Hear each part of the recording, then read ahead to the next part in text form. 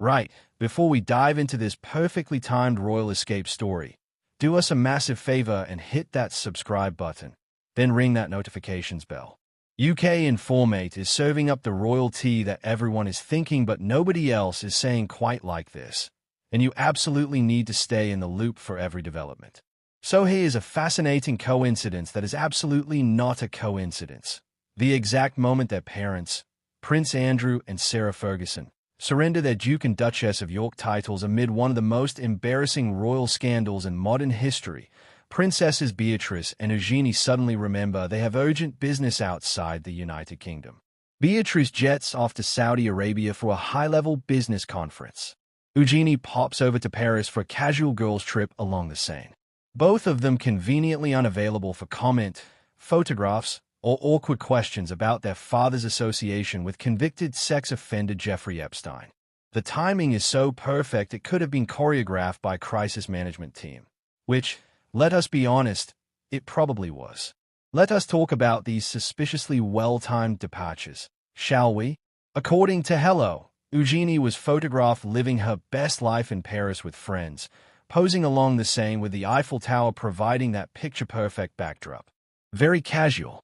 Very spontaneous. Meanwhile, Beatrice took a rather more business-like approach, flying to Saudi Arabia for the Future Investment Initiative, where high-level global businesses discuss innovation in tech and finance. This actually makes perfect sense given that Beatrice is Vice President of Partnerships and Strategy at American software company Affinity, so her attendance is professionally legitimate. But the timing? The timing is spectacularly convenient. Because here is what happened just before these international excursions. On October 17th, their father Andrew and mother Sarah officially relinquished their Duke and Duchess of York titles. This was not voluntary retirement. This was damage control after decades of scandal finally reached critical mass. The ongoing fallout from Andrew's association with Jeffrey Epstein, combined with Sarah's own embarrassing revelations about begging the convicted pedophile for money, created a situation where keeping those titles became more toxic than losing them. And in the immediate aftermath, rumors absolutely exploded that the ex-couple, who divorced in 1996 but still inexplicably lived together in the 30-room Royal Lodge mansion, might finally be forced to relocate to other, presumably less palatial properties on the Windsor estate. Now, if you are Beatrice or Eugenie, watching your parents go through this public humiliation whilst the entire world dissects every detail of their scandals, what do you do? Well, apparently you make yourself very scarce. The day after Andrew and Fergie's big announcement, both princesses skipped a planned appearance at the inaugural Pink Ball at the British Museum on October 18th. No firm reason was given for their absence, but honestly, do we really need one? Their father just surrendered a dukedom under a cloud of scandal. Their mother just lost a title she has traded on for decades. Showing up to a glamorous charity ball whilst cameras flash and journalists ask pointed questions probably felt about as appealing as swimming with sharks whilst bleeding. What makes this whole situation even more awkward is that whilst Andrew and Sarah have lost their prestigious titles, Beatrice and Eugenie's princess status remains completely unaffected.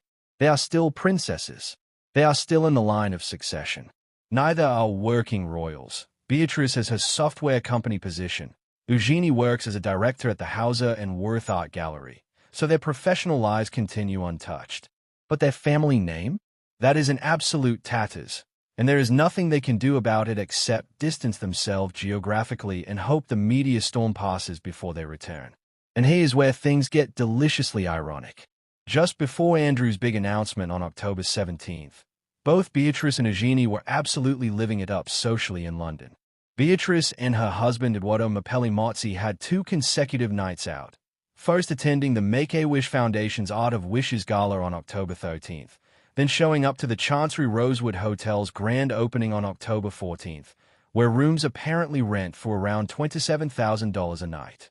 Nothing says we are totally fine and everything is normal quite like partying at venues where a single night costs more than most people's annual holiday budget. Meanwhile, Eugenie took on a rare royal duty during an official state visit from the Jordanian royal family, touring Springfield University Hospital and St. George's Mental Health NHS Trust alongside Princess Rajwa of Jordan, then showing her around Hauser and Wirth. So right up until the scandal detonated, both princesses were maintaining perfectly normal, high-profile social schedules. Then boom, title surrendered, scandal intensifies, and suddenly both sisters have urgent international commitments that require immediate departure from British soil. But here is where the story takes an even more uncomfortable turn for Beatrice and Eugenie. According to the Sunday Times, their cousin Prince William, who will one day be their king, reportedly wants Andrew to have absolutely no part in his future reign. Not at his coronation. Not at royal family Christmas celebrations at Sandringham. No way. William is apparently drawing a hard line, and that line excludes their father completely. Sarah Ferguson is also being banned from all aspects of royal life under William's future plans. However, and this is crucial, William still welcomes Beatrice and Eugenie into the fold. So the message is crystal clear. You two are fine, but your parents are radioactive, and you need to navigate that reality very carefully. Imagine being in Beatrice or Eugenie's position. Your father has destroyed the family reputation through his association with one of history's most notorious sex offenders. Your mother has embarrassed herself by groveling to that same criminal for money. Your cousin, who will be king, has made it explicitly clear your parents are persona non grata. But you personally are still welcome, provided you can somehow compartmentalize your family loyalty from your royal status. It is an impossible position that requires constant, exhausting navigation. No wonder they both left the country the moment things exploded. What is particularly telling is how these departures were framed. Eugenie's Paris trip is described as casual, just friends hanging out. Beatrice's Saudi Arabia visit is work-related, completely legitimate. Neither trip screams fleeing scandal. They are both perfectly plausible reasons to be out of the country. But the timing transforms innocent trips into strategic retreats, whether intentional or not. And honestly, that is probably the smartest move they could make.